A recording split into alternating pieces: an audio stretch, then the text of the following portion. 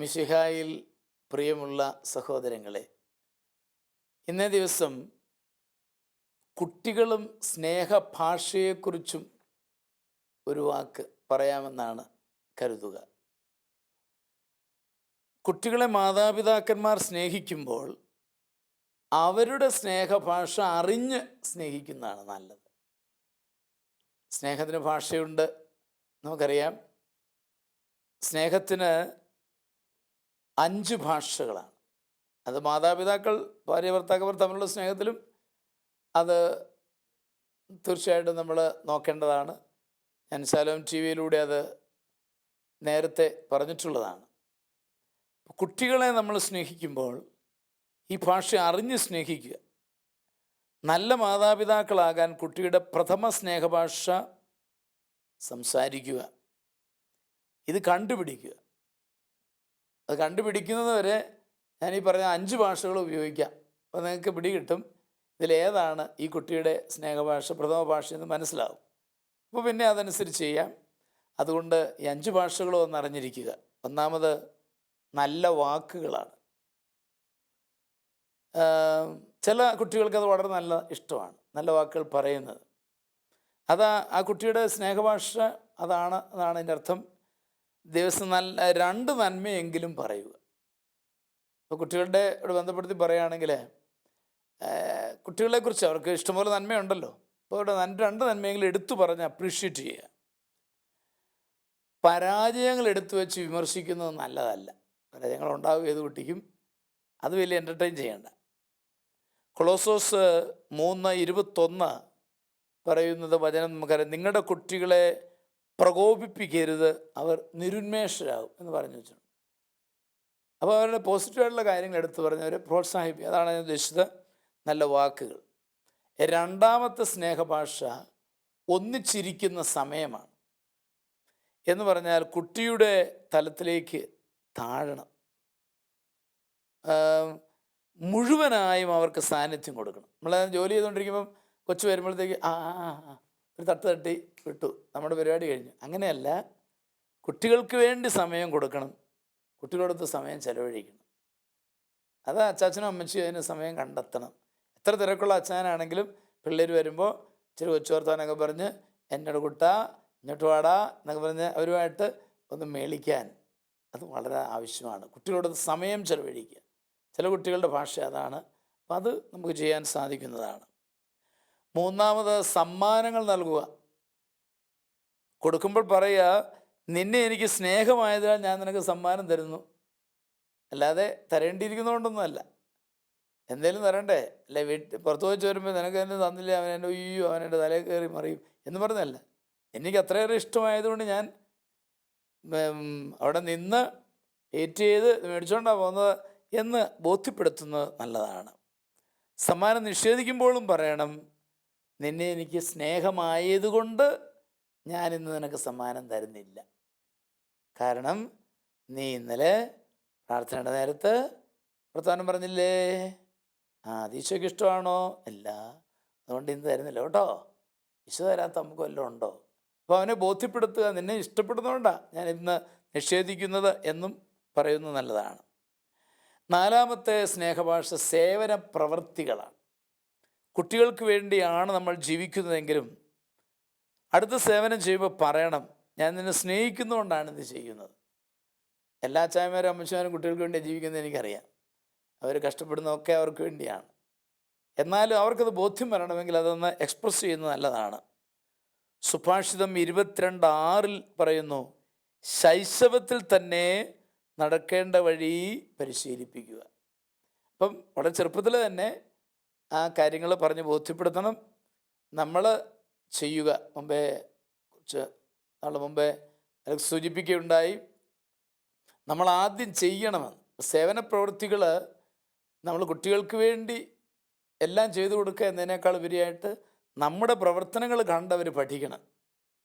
ഞാൻ എങ്ങനെ അമ്മയെ ആദരിക്കുന്നു, കൊച്ചിന് മനസ്സിലാകണം. ഉണ്ടോ, പപ്പ അമ്മയെ ഇത്തിരി ആദരിക്കുന്നുണ്ട്. അപ്പോൾ ആ കൊച്ചും അമ്മയെ ആദരിക്കാൻ തുടങ്ങുന്നു. പരസ്പരമുള്ള ആദരവ്, ഭർത്താവും അതുപോലെ തന്നെ. അപ്പം ഞാൻ സേവന പ്രവർത്തികൾ ഉദ്ദേശിക്കുന്നത് ഇച്ചിരി ദാഹിക്കുന്നല്ലോ എന്ന് പറയുമ്പോൾ ഉടനെ ഭാര്യ വെള്ളം എടുത്ത് കൊടുക്കുന്നു, അല്ലെ ഭർത്താവ് വെള്ളം എടുത്ത് കൊടുക്കുന്നു. ഇത് കാണുന്ന കുട്ടിക്കത് വലിയൊരു പഠനമാണ്. അത് വഴിയായിട്ട് നമുക്ക് പരസ്പരം ആ സ്നേഹത്തിൻ്റെ കമ്മ്യൂണിക്കേഷൻ സാധിക്കുമെന്ന് ഓർമ്മിപ്പിക്കുകയാണ്. 5ാമത്തെ സ്നേഹഭാഷ സ്പർശനമാണ്. സ്പർശനം എന്ന് പറഞ്ഞാൽ നമുക്കറിയാം, കെട്ടിപ്പിടിക്കുക, ഉമ്മ വയ്ക്കുക, എല്ലാം കുട്ടികൾക്ക് വളരെ പ്രധാനപ്പെട്ടതാണ്. കുഞ്ഞുങ്ങളെ താലോലിക്കണം. പ്രായം, പ്രകൃതി, സ്നേഹഭാഷയോ പരിഗണിക്കണം. കൊച്ചുകുട്ടികളോട് കാണിക്കുന്ന സ്നേഹമല്ല വലിയവരോട് കാണിക്കുന്നത്, അത് നമുക്കറിയാം. എന്നാലും ഇവർക്കെല്ലാം ഈ സ്പർശനത്തിൻ്റെ അനുഭവം ഉണ്ടാകണം. വേദനിക്കുകയും കരയുകയും ചെയ്യുന്ന ഒരു ഭാര്യ ഭർത്താവിനെ ആശ്വസിപ്പിക്കുക, ഒന്ന് ഹോൾഡ് ചെയ്യുക. അപ്പോൾ അത് ആശ്വാസമായി മാറി. അതുപോലെ കുട്ടികളെ കരയുമ്പോൾ നമ്മൾ ചെയ്യാറുള്ളതാണ് അല്ലേ? ഓ ഇല്ലടാ കൂട്ടാ വാടാ, ഒന്നുമില്ല നമ്മൾ എടുത്ത് നെഞ്ചത്തോട്ടൊന്ന് വെച്ച് കഴിഞ്ഞ് 2 കൊട്ടൊക്കെ കൊട്ടി കഴിയുമ്പം അവൻ ആശ്വാസമായി. അവൻ വീണവന് വേദന ഉണ്ടെങ്കിലും അവൻ ആശ്വാസമാകുമ്പോൾ അതൊക്കെ ചിരിക്കാൻ തുടങ്ങും. അപ്പോൾ സ്പർശനം വളരെ പ്രധാനപ്പെട്ട ഒരു കാര്യമാണ് എന്ന് ഓർക്കുക. വലുതാകുമ്പോൾ നമ്മൾ സെൻസിറ്റീവ് ആവുക, പ്രതികരണാത്മക പുലർത്തണം എന്നുള്ളത് പ്രത്യേകം ഓർമ്മിക്കുകയാണ്. എന്നാലും സ്പർശനം കൊടുക്കണം. ഇനി സ്നേഹഭാഷ കുട്ടികൾക്ക് ഓരോരുത്തർക്കും ഓരോന്നായിട്ടുണ്ട്. അതിലേത് ഭാഷയാണ് നിങ്ങളുടെ കുട്ടികളുടെ ഭാഷയെന്ന് നിങ്ങൾക്ക് അറിയാവുള്ളൂ. കാരണം നിങ്ങൾ നോക്കണം, ഈ 5 ഭാഷ വെച്ച് നോക്കണം, ഇവന് ഏറ്റവും ഇഷ്ടം അല്ല ഇവർക്ക് ഏറ്റവും ഇഷ്ടം ഏതാ? ഇതിൽ നിങ്ങൾ ആലോചിച്ചാൽ നിങ്ങൾക്ക് പിടി കിട്ടും. അവന് ഏറ്റവും കൂടുതൽ സന്തോഷം ഉണ്ടാകുന്ന ഭാഷ ഏതാണ്? ആ ഭാഷ കൂടുതൽ പ്രയോഗിക്കുക. അത് കണ്ടുപിടിക്കുന്നത് വരെ ഞാൻ പറയും എല്ലാം ഉപയോഗിക്കുക. പിന്നെ മറ്റ് 4 ഭാഷകൾ ഉപേക്ഷിക്കേണ്ട, അതും പ്രസക്തമാണ്. അപ്പോൾ ഇത് കുടുംബം ഒന്നിച്ചിരുന്ന് പങ്കുവയ്ക്കാനും, ഭാര്യയും ഭർത്താവും പങ്കുവയ്ക്കാനും, കുഞ്ഞുങ്ങളോട് ഈ ഭാഷ പുലർത്തി ഇടപെടാനും എല്ലാവർക്കും കഴിയട്ടെ എന്ന് വളരെ സ്നേഹപൂർവ്വം ആശംസിച്ചുകൊണ്ട് നമുക്ക് ഇന്നത്തെ കത്തുകളിലേക്ക് കിടക്കാം.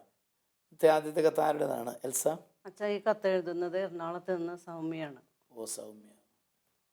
പ്രിയ ബഹുമാനപ്പെട്ട അച്ഛ, ഞങ്ങളുടെ ഇടവക പള്ളിയുടെ ഏറ്റവും അടുത്ത വീടാണ് ഞങ്ങളുടേത്. ഞാനിത് എഴുതുന്നത് എൻ്റെ ഭർത്താവിനെക്കുറിച്ച് പറയുവാനാണ്. 10 വർഷമായി ഞങ്ങളുടെ വിവാഹം കഴിഞ്ഞിട്ട്. ഞങ്ങൾക്ക് 2 മക്കളാണുള്ളത്. അതിലൊരു മകൻ 4.5 വയസ്സായപ്പോൾ മരിച്ചു. ഇപ്പോൾ 3 വർഷമായി. 2ാമത്തെ മകന് 4 വയസ്സായി. നിരന്തരമായ മദ്യപാനമാണ് എൻ്റെ കുടുംബത്തിൻ്റെ പ്രശ്നം. വലിയൊരു കൂട്ടുകുടുംബത്തിലാണ് ഞങ്ങൾ താമസിക്കുന്നത്. മദ്യപിച്ചു കഴിഞ്ഞു വന്നാൽ എന്നോടും മക്കളോടും വലിയ ക്രൂരതയാണ് കാണിക്കുന്നത്. മൂത്ത മകനെ പ്രസവിച്ച് 56ാം ദിവസം മദ്യപിച്ച് വന്ന് വലിയൊരു വഴക്കുണ്ടാക്കി കുഞ്ഞിനെ എടുത്തുകൊണ്ട് നിന്ന എന്നെ തള്ളി. ഞാനും കുഞ്ഞും കൂടെ താഴെ വീണു. കുഞ്ഞിൻ്റെ തല ചെന്ന് താഴെ ഇടിച്ചു. അന്ന് തളർന്നു വീണ കുഞ്ഞ് മരിക്കുന്ന നിമിഷം വരെ എഴുന്നേറ്റ് നടന്നിട്ടില്ല. ഇപ്പോൾ മദ്യപിച്ച് വന്ന് വഴക്കുണ്ടാക്കുമ്പോൾ പറയുന്നത് നീ എൻ്റെ കുഞ്ഞിനെ കൊന്നുവെന്നാണ്. ഇതും പറഞ്ഞ് ദിവസവും ഉപദ്രവമാണ്. ബഹളം കൂടുമ്പോൾ പോലീസ് വന്ന് വിളിച്ചു കൊണ്ടുപോകും. പിന്നെ 2 ദിവസം കഴിഞ്ഞാൽ ഇത് തന്നെ. ഞാൻ എന്ത് ചെയ്യണം? ആവശ്യമായ നിർദ്ദേശങ്ങൾ നൽകുകയും പ്രാർത്ഥിക്കുകയും ചെയ്യണമേ. തീർച്ചയായിട്ടും സൗമ്യയുടെ പ്രശ്നം മനസ്സിലാകുന്നു.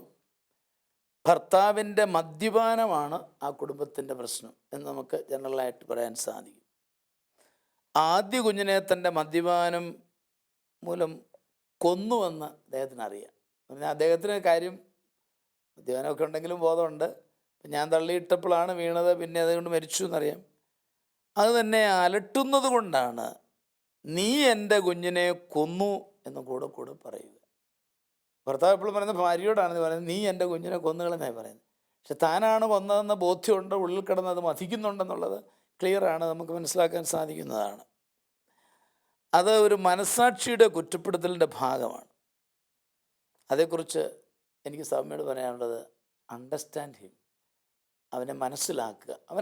അവനെ ഭയങ്കരമായിട്ടത് മഥിക്കുന്നുണ്ടെന്നുള്ളത് സൗമ്യ മനസ്സിലാക്കിയിട്ട് അവനോട് ഇടപെടുമ്പോൾ വ്യത്യാസമുണ്ട് ഇടപെടൽ.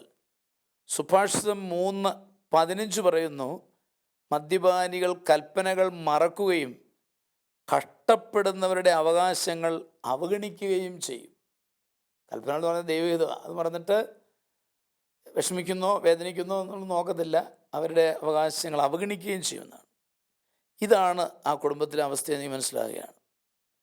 ഇനി ബഹളം കൂടുമ്പോൾ പോലീസ് വരുന്നു എന്ന് പറഞ്ഞാൽ എൻ്റെ ചിന്തയാണ്, തെറ്റുണ്ടെങ്കിൽ ക്ഷമിക്കണം, സൗമ്യ വിളിക്കുന്നതാണെന്ന് എനിക്കങ്ങ് തോന്നിപ്പോകുന്നു. അല്ലെങ്കിൽ പിന്നെ പോലീസ് അറിയാതെ എങ്ങനെയാണ് വരുന്നത്? ബഹളം കുടുംബം സൗമ്യ വിളിച്ചു വരുത്തുമായിരിക്കും. അങ്ങനെ ആയിരിക്കും പോലീസ് വരുന്നത് ഞാനങ്ങ് ഊഹിക്കുകയാണ്. അത് തീർച്ചയായിട്ടും അയാൾക്ക് വലിയ വിഷമം ഉണ്ടാക്കും, പ്രതിഷേധവും ഉണ്ടാകാൻ സാധ്യതയുണ്ട്. പിന്നീടൊരു വൈരാഗ്യത്തോടെയുള്ള പെരുമാറ്റം ഭർത്താവിൽ നിന്നുണ്ടാകാൻ സാധ്യതയുണ്ട്. അതുകൊണ്ട് എൻ്റെ അഭിപ്രായത്തിൽ അത് വേണ്ട. പകരം ശക്തമായിട്ട് പ്രാർത്ഥിക്കുക. അച്ഛൻ പറയാനുള്ള പോവാ, ഞാനല്ലേ വേദന അനുഭവിക്കുന്നത്, സൗമ്യ പറയും, എനിക്കറിയാം. എന്നാലും നമുക്ക് ഈ അയാളുടെ മനസ്സിലെ കുറ്റബോധം ഇങ്ങനെ കിടപ്പുണ്ടെന്ന് മനസ്സിലാക്കിക്കൊണ്ട് അതിന് അങ്ങനെ പറയുമ്പോൾ അത് മനസ്സിലാക്കി അയാളെ കുറ്റപ്പെടുത്താതെ അയാളെ സ്നേഹത്തോടെ ആശ്വസിപ്പിക്കാൻ നോക്കുക. ദൈവം നമുക്ക് തരും, സാരമില്ല എന്നൊക്കെ പറഞ്ഞ് ആശ്വസിപ്പിച്ച്. സൗമ്യയോട് എനിക്ക് പറയാനുള്ളത്, തിരുരക്തം തളിച്ച് പ്രാർത്ഥിക്കുക, മാറ്റം ഉണ്ടാകും. അത് ഞാൻ എൻ്റെ അനുഭവത്തിന് വിളിച്ചത് പറയുന്നതാണ്. ഞങ്ങൾ തെള്ളിയൊരു ധ്യാനം കഴിഞ്ഞ് പോരാൻ നേരത്തെ ഒരു അമ്മയും മോളും കൂടെ വന്നു. അച്ചായൻ ഭയങ്കര കുടിയാച്ച, ഒരു മാറ്റവും ഇല്ല. ഞാൻ പറഞ്ഞു നമുക്ക് തിരുരക്തം തളിച്ച് പ്രാർത്ഥിക്കാം. ഞങ്ങൾ 3 പേരും കൂടെ തിരുരക്തം തളിച്ച് വീട്ടിലേക്ക് അച്ചായൻ്റെ മേൽ തളിച്ച് പ്രാർത്ഥിച്ചു. ഇവർ തിരിച്ച് വീട്ടിൽ ചെല്ലുമ്പോൾ ഈ അച്ചായൻ പറയണം, ഇനി മേലാൽ ഞാൻ മദ്യപിക്കുകയില്ല. ഇയാൾ ധ്യാനം കൂടിയിട്ടില്ല, ഇയാൾ ഒരു കൺവെൻഷനും പോയില്ല. ഇയാളെങ്കിൽ പറയുക. അമ്മയ്ക്ക് ഭയങ്കര അത്ഭുതം. പറഞ്ഞു, അയ്യോ ഇത് ദൈവത്തിന് ഇടപെടല. മോള് 3rd Cക്ക് പഠിക്കുന്ന, അവൾ വിശ്വസിച്ചില്ല. ഓ അത് അച്ചായൻ്റെ ഒരു അടവാന്ന് ഞാൻ. എന്നിട്ട് ഈ മോള് 2 ആഴ്ച കഴിഞ്ഞപ്പോൾ എനിക്ക് കത്തിട്ടു. ആ കത്ത് ഞാൻ കളഞ്ഞിട്ടില്ല. കത്തിട്ടിട്ട് പറയുകയാണ്, അച്ഛാ ഇതൊരു അത്ഭുതമായിരിക്കുന്നു. പിന്നെ അച്ചായൻ കുടിച്ചിട്ടില്ല, വളരെ സന്തോഷമായിട്ട് വീട്ടിൽ കഴിയുകയാണ്. ഇതിന് തിരുരക്തം ഇത്ര ശക്തി ഉണ്ടെന്ന് ഇപ്പോഴാണ് എനിക്ക് മനസ്സിലായത് എന്ന് ഈ മോള് സാക്ഷ്യപ്പെടുത്തുന്നുണ്ട്. അപ്പോൾ ഞാൻ പറയാം, തിരുരക്തം വെച്ച് പ്രാർത്ഥിക്കുന്നത് എപ്പോഴും നല്ലതാണ് എന്ന് ഞാൻ സൂചിപ്പിക്കുകയാണ്. അതോടൊപ്പം ചികിത്സാ കേന്ദ്രങ്ങളുണ്ട്, പ്രേരിപ്പിക്കുക. അല്ലെങ്കിൽ ഞാൻ മുമ്പ് പറഞ്ഞുള്ള അറിയാതെയും ചെയ്യാവുന്ന രീതികളൊക്കെ ഉണ്ട്. നിർത്തിയാൽ ഉടനെ ഒരു ധ്യാനത്തിന് പ്രേരിപ്പിക്കണം എന്ന് ഞാൻ സൂചിപ്പിക്കുകയാണ്. എന്ന് പറഞ്ഞതിനെ പറ്റി, സൗമ്യയും ഭർത്താവുമായി ജീവിക്കുന്ന അനുഭവം വളരെ വേദനാജനകമാണ്. പക്ഷെ ഭർത്താവിൻ്റെ വിശദീകരണം ഈ മകളുടെ കൈകളിലൂടെയാണ് സംഭവിക്കേണ്ടത്.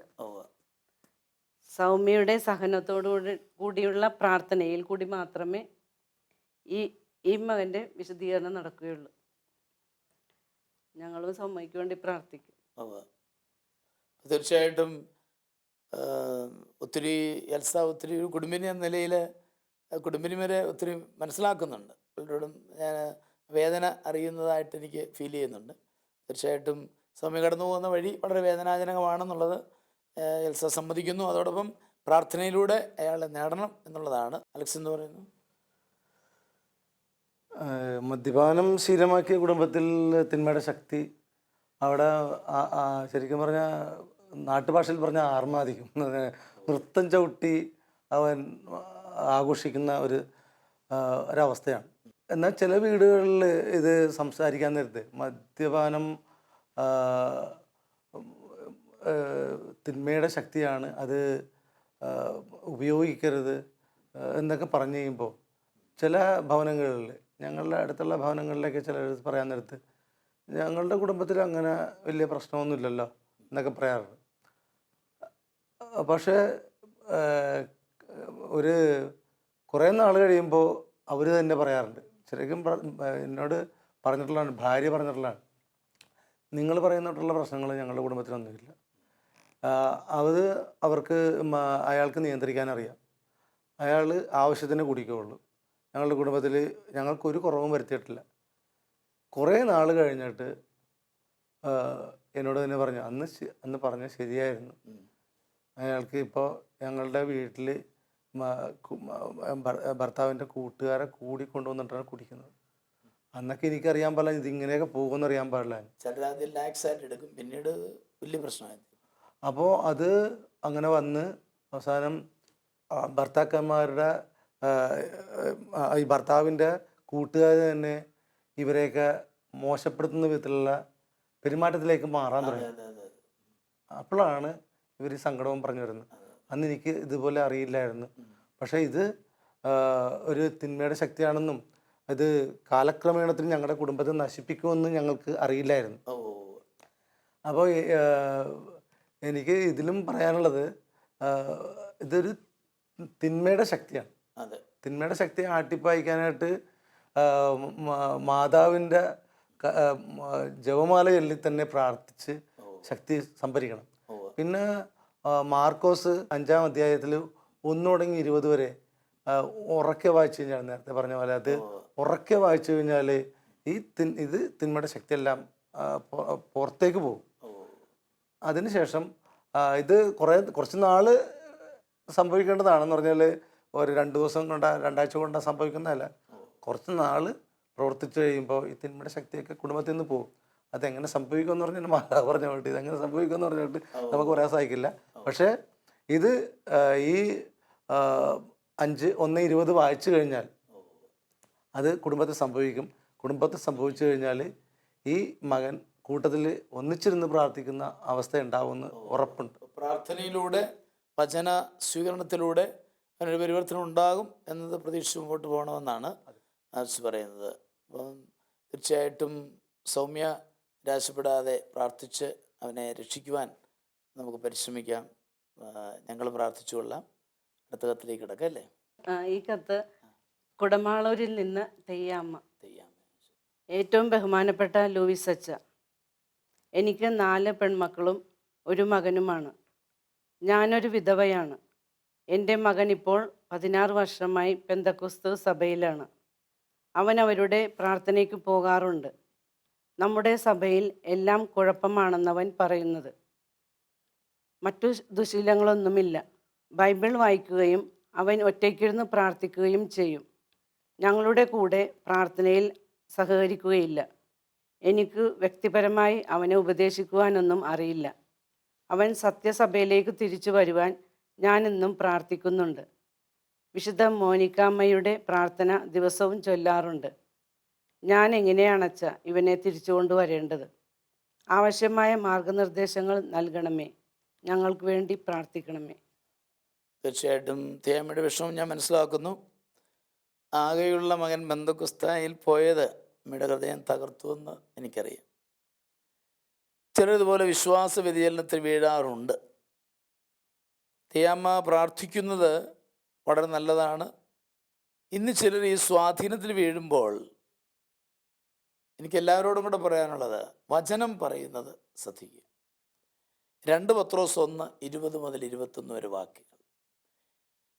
വിശുദ്ധ ലിഖിതങ്ങളിലെ പ്രവചനങ്ങളൊന്നും തന്നെ ആരുടെയും സ്വന്തമായ വ്യാഖ്യാനത്തിനുള്ളതല്ല.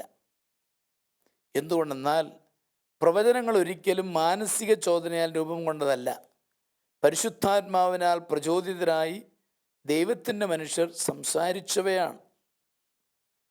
അപ്പോൾ വാസ്തവത്തിൽ ഈ ബൈബിള് ലോകത്തിന് സമ്മാനിച്ചത് അധികം പറ്റാന്ന് വിചാരിക്കരുത്, കത്തോലിക്ക സഭയാണ്. കാരണം ആദ്യം മുതൽ ആദിമസഭയിൽ ഇത് ശിഷ്യന്മാർ വഴിയായിട്ട് നിലനിന്നിരുന്ന സഭയിൽ ഇത് രൂപപ്പെടുകയാണ്. ആദ്യം വായ്മൊഴിയായിട്ടുണ്ടായിരുന്നു, പിന്നീട് അത് ലിഖിത രൂപത്തിലേക്ക് വരികയാണ്. ഇപ്പോൾ കത്തോലിക്ക സഭയുടെ ഒരു സംഭാവനയാണ് ബൈബിള് എന്ന് നമുക്ക് ആ അർത്ഥത്തിൽ പറയുവാൻ സാധിക്കും. പിന്നെ ഒരു 12-ാം നൂറ്റാണ്ടിൽ രൂപം കൊണ്ട ഒരു സഭ ഇതെടുത്തിട്ട് ഇതിൻ്റെ അർത്ഥം ഇന്നതാണ്, ഇതിൻ്റെ അർത്ഥം അതാണ് എന്ന് പറയുന്നത് തികച്ചും യുക്തിരഹിതമാണ്. എൻ്റെ അപ്പൻ മരണസമയത്ത് എന്നോട് പറഞ്ഞ കാര്യത്തിൻ്റെ അർത്ഥം എനിക്കേ അറിയാവുള്ളൂ. കുറേ നാൾ കഴിഞ്ഞിട്ട് അലക്സ് പറയാണ്, അല്ല അച്ഛൻ്റെ അപ്പൻ പറഞ്ഞതിൻ്റെ അർത്ഥം ഇങ്ങനെ അച്ചു എന്ന് പറഞ്ഞാൽ ഞാൻ നിഷേധിക്കും. കാരണം ഞാനത് കേട്ട മനുഷ്യനാണ്. അലക്സ് അത് കേട്ടിട്ട് പോലും ഇല്ല, അലക്സ് പലരും പറഞ്ഞു കേട്ടായിരിക്കും. എന്ന് പറഞ്ഞ പോലെ എനിക്ക് തോന്നുന്ന പോലെ ചെയ്യാൻ പറ്റത്തില്ല. അതാണ് ബൈബിൾ വചനം പറഞ്ഞല്ലോ, ആരുടെയും സ്വന്തം വ്യാഖ്യാനത്തിനുള്ളതല്ല എന്ന് പറയുകയുണ്ടായി.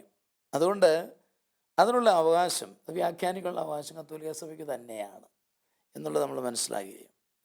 ഇനി തെയ്യാമ്മ ചെയ്യേണ്ടതിനെക്കുറിച്ചാണല്ലോ എനിക്ക് പറയേണ്ടത്. ഞാൻ പൊതുവായിട്ട് ഇത്രയും പറഞ്ഞതേ ഉള്ളൂ.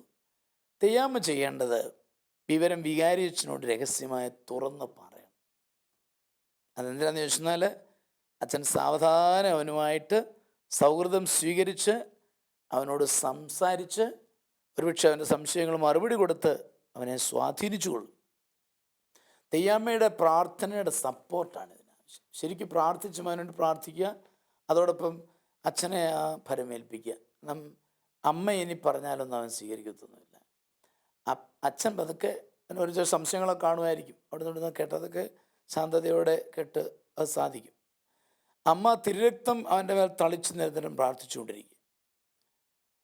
അച്ഛൻ സാവധാനമായി അവന് ബന്ധപ്പെട്ട് കാര്യങ്ങൾ ചെയ്തുകൊള്ളും. അവന് വികാരിച്ചനുമായി സ്വാതന്ത്ര്യം തോന്നുന്നില്ലെങ്കിൽ മറ്റേതെങ്കിലും വൈദികരുമായി ബന്ധപ്പെടുത്തി കൊടുക്കണം. നല്ലതാണ്. എനിക്ക് അത്രയും തുറന്നു പറയാൻ പറ്റുന്നില്ല അമ്മച്ചി, അങ്ങനെയൊക്കെ ചില പറയും പിള്ളേർ. അച്ഛന് ഗൗരവക്കാരനാണ്, എനിക്ക് അത്രയും പറ്റുന്നത്.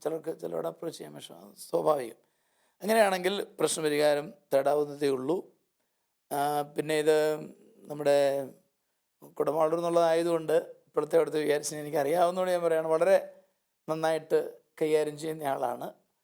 വളരെ ശാന്തമായിട്ട് ഇതിനെ സ്വീകരിക്കാനും കഴിയും. ഇനി വേണ്ട വന്നാൽ അച്ഛൻ വേണേ റെഫർ ചെയ്യും മറ്റു വൈദികരിലേക്ക്.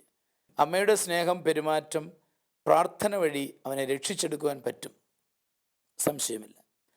പ്രാർത്ഥനയുടെ ശക്തിയെക്കുറിച്ച് ലൂക്ക 11:5 മുതൽ 13 വരെ പറയുന്നത് അറിയാമല്ലോ.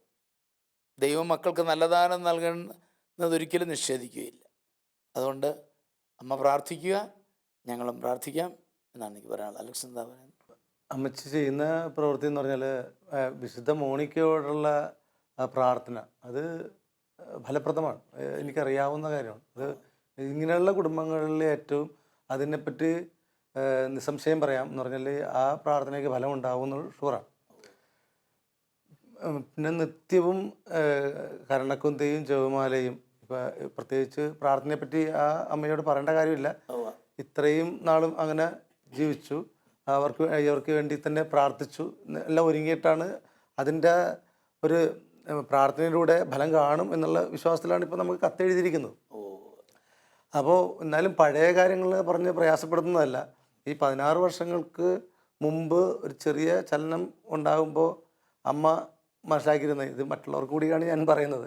ഇനി എല്ലാവർക്കും ഇതാണെന്നുള്ള സംശയം എപ്പോഴും ഉണ്ടായിക്കൊണ്ടിരിക്കും. മനുഷ്യൻ മരിക്കുന്നതുവരെ പഠിച്ചുകൊണ്ടിരിക്കുന്നതെന്ന് പറയാറുണ്ടല്ലോ. അതുപോലെ തന്നെ അവർ പറയുന്നതാണ് ശരി, ഇവർ പറയണതാണ് ശരി എന്നുള്ള. അപ്പോൾ ആ സമയത്തൊക്കെ ചെറിയ സമയത്തായിരുന്നെങ്കിൽ തിരുത്താൻ എളുപ്പമായിരുന്നു. ഇപ്പോൾ ശരിക്കും പറഞ്ഞാൽ 16 വർഷം എന്ന് പറഞ്ഞാൽ അവൻ ഒരു ഉറച്ച സ്ഥലത്തേക്ക് ആയിക്കഴിഞ്ഞു. അപ്പോൾ ഇനി ശക്തമായിട്ടുള്ള പ്രാർത്ഥനയും ഈ അച്ഛൻ പറഞ്ഞ തൊട്ട് അവനിൽ ഇടപെടാൻ പറ്റുന്ന നമ്മളുടെ സമൂഹത്തിലുള്ള ആരെങ്കിലും ആ കാര്യങ്ങൾ പറഞ്ഞ് അവനിലേക്ക് സ്വാധീനിച്ച കാര്യങ്ങൾ എന്താണെന്ന് കണ്ടുപിടിച്ച് അവനെ അതിൽ നിന്നും പിന്തിരിപ്പിക്കാൻ, ആ കാര്യം എന്താണെന്ന് വെച്ചാൽ അതും പിന്തിരിപ്പിക്കാനുള്ള മാർഗം കിട്ടിക്കഴിഞ്ഞാൽ ശരിയാവുമെന്നുള്ളതാണ് എനിക്ക് വിശ്വാസം. പിന്നെ ഇവന് തിരുസഭ എന്താണെന്ന് പഠിക്കേണ്ട സമയത്ത് അവൻ വേറെ സഭയിലായിക്കഴിഞ്ഞു. തിരുസഭ അപ്പോൾ തിരുസഭയെ പറ്റി പറഞ്ഞു കൊടുക്കാൻ ബോധ്യമുള്ള ഒരാൾ അവനെ കാണുകയും സംസാരിക്കുകയും ചെയ്തു കഴിഞ്ഞാൽ, ഇപ്പോൾ അച്ഛൻ നേരത്തെ പറഞ്ഞ പോട്ട് എല്ലാവർക്കും വളച്ചൊടിക്കാൻ പറ്റുന്ന ഒരു കാര്യമാണ്. ഈ സാത്താൻ പോലും വചനം എടുത്തിട്ടാണല്ലോ പെരുമാറിയത്. അപ്പോൾ ഇത് ആർക്ക് വേണമെങ്കിലും, ഇപ്പം ഫിലിമിലും കാണിക്കുന്നത് എല്ലാം വചനം എടുത്തിട്ടാണ് എല്ലാവരും പ്രയോഗിക്കുന്നത്. അപ്പോൾ അത് കാരണം അവർക്ക് അതിൻ്റെ വചനത്തിൻ്റെ ശക്തിയോ അറിയാൻ പാടില്ലെന്ന് പറഞ്ഞു, വചനത്തിൽ പറഞ്ഞ പാടില്ല. അപ്പോൾ വചനത്തിന് ശക്തി അറിയാൻ പാടില്ലാത്ത കാരണമാണ് ഇതെല്ലാം ഇങ്ങനെയുള്ളവരെല്ലാവരും ഉപയോഗിക്കുന്നത്. പ്രാർത്ഥനയിലൂടെയാണ് സാധിക്കുള്ളൂ. ഇപ്പോൾ അമ്മ പ്രധാനമായിട്ടും പറയാം. ഓക്കെ, ഇതിനെപ്പറ്റി എൽസ എന്ന് പറയുന്നു. നമുക്കെതിരല്ലാത്തവൻ നമ്മുടെ ആളാണ്. സാധാരണ പള്ളിയിൽ കയറാത്ത മക്കൾക്കും സഭാധികാരികളുടെ പ്രവർത്തനത്തോട് വിരോധം തോന്നുന്നവർക്കും ഉണ്ടാകുന്ന ഒരു പ്രശ്നമാണിത്. ഈ മകനെ ഉപദേശിക്കാതെ ഈ സഭയിൽ തുടരാൻ അനുവദിച്ചാൽ കുറച്ചുനാൾ കഴിയുമ്പോൾ സത്യസഭയിലേക്ക് തിരിച്ചു വരും എന്നാണ് എനിക്ക് പറയാനുള്ളത്. മകന് വേണ്ടി പ്രാർത്ഥന ഉണ്ടായാൽ മാത്രം മതി. എനിക്ക് അഭിപ്രായ വ്യത്യാസമുണ്ട്. കാരണം പൊതുവേ ഇങ്ങനെയുള്ള സഭകൾ ഒരു ബ്രെയിൻ വാഷിംഗ് ടൈപ്പാണ്. അപ്പോൾ അത് നമ്മൾ തുടരാൻ അനുവദിച്ചാൽ അതിലങ്ങ് അടിയുറച്ച് പോകത്തേ ഉള്ളൂ, തിരിച്ചു വരാനായിട്ട് സാധ്യത കുറവാണ്. എൽസായുടെ പ്രാർത്ഥനയെപ്പറ്റിയുള്ള ബോധ്യം ഞാൻ സമ്മതിച്ചിരിക്കുന്നു. പ്രാർത്ഥിക്കുക, വരാൻ സാധിക്കും. പക്ഷേ ഒന്നും പറയാതെ പുള്ളി തുടരട്ടെ എന്ന് പറഞ്ഞ് കൊടുക്കുന്നതിനോട് എനിക്ക് അഭിപ്രായ വ്യത്യാസമുണ്ട്. അത് വ്യക്തമാക്കുകയാണ്. എന്നെ കേൾക്കുന്ന എല്ലാവരും അത് മനസ്സിലാക്കണം. നമ്മളിങ്ങനെയുള്ള സഭകളിൽ പൊക്കോട്ടെ, തുടരട്ടെ, എനിക്കതിന് പ്രശ്നമില്ല എന്ന് വരുമ്പോൾ അത് നമ്മളതിന് സപ്പോർട്ട് ചെയ്യുന്നതിന് തുല്യമായിട്ട് മാറുന്നു. ഈ അപ്പനും അമ്മയ്ക്കും പോലും ചെറിയൊരു ആട്ടമുണ്ട്. അല്ലെങ്കിൽ പിന്നെ അങ്ങനെ ആയിക്കോട്ടെ എന്ന് പറയാൻ എന്നാ കാരണം? അങ്ങനെ വരുന്ന ഒരു അനുഭവത്തിലേക്ക് നമ്മൾ വിടരുതെന്നാണ് എനിക്ക് പറയാനുള്ളത്. Sorry to differ with U.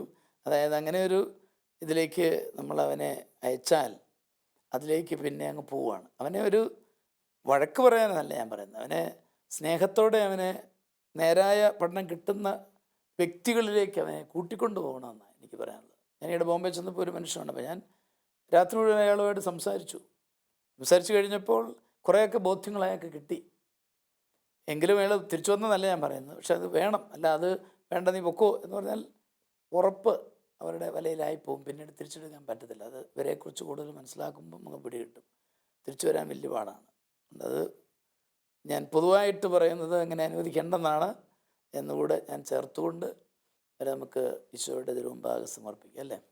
അപ്പോൾ നമുക്ക് നമ്മളുടെ പ്രിയപ്പെട്ട ഈ 2 കുടുംബാംഗങ്ങളെയും, പ്രത്യേകിച്ചും നമ്മളുടെ സൗമ്യയും തെയ്യാമ്മയുടെയും കുടുംബങ്ങളെ ഈശോയ്ക്ക് സമർപ്പിക്കാം. ഞങ്ങളെ സ്നേഹിച്ചു പരിപാലിക്കുന്ന നല്ല ദൈവമേ, ഞങ്ങളുടെ പ്രിയപ്പെട്ട സൗമ്യയുടെയും തെയ്യാമ്മയുടെയും കുടുംബങ്ങൾ അങ്ങ് ഏറ്റെടുക്കണമേ. അവരുടെ പ്രശ്നങ്ങൾ അങ്ങ് മനസ്സിലാക്കുന്നുണ്ടല്ലോ, അങ്ങ് തന്നെ ഇടപെടണമേ. അവരെ നേരാ വിശ്വാസത്തിലേക്ക് കൂട്ടിക്കൊണ്ടുവരുവാൻ അങ്ങ് ശക്തമായിട്ട് ഇടപെടണം. അങ്ങയുടെ അമൂല്യമായ തിരുരക്തഭവനങ്ങൾ തളിച്ചുകൊണ്ട് അവരെ നേടിയെടുക്കണം. തിന്മയുടെ എല്ലാ സ്വാധീനങ്ങളും അവരെ വിടുവിപ്പിക്കണമേ എന്ന് അങ്ങയോട് ഞങ്ങൾ പ്രാർത്ഥിക്കുന്നു. അങ്ങയുടെ തിരുമുമ്പാകെ ഞങ്ങളെ തന്നെ സമർപ്പിക്കുന്നു. അങ്ങ് ഞങ്ങളെ ഏറ്റെടുക്കണമേ എന്ന് പ്രാർത്ഥിക്കുന്നു. കർത്താവേ, ഞങ്ങളെ കേട്ടുകൊണ്ടിരിക്കുന്ന എല്ലാ കുടുംബങ്ങളെയും ദൈവമേ അങ്ങയുടെ വഴിയിലൂടെ അങ്ങയുടെ തിരുഹിതത്തിൽ നിലനിർത്തുവാൻ, ആ കൃപയിൽ നിലനിർത്തുവാൻ അവരെല്ലാവരെയും അനുഗ്രഹിക്കണമേ എന്ന് ഞങ്ങൾ പ്രാർത്ഥിക്കുന്നു. പിതാവും പുത്രനും പരിശുദ്ധാത്മാവുമായ സർവേശ്വര എന്നേക്കും. ഈ പ്രോഗ്രാമിലേക്ക് കത്തുകളും അഭിപ്രായങ്ങളും അയക്കേണ്ട വിലാസം: to the producer, family counselling, Shalom television, Peruvannamuzhi PO, Kozhikode 673528. Email info@shalomtelevision.com.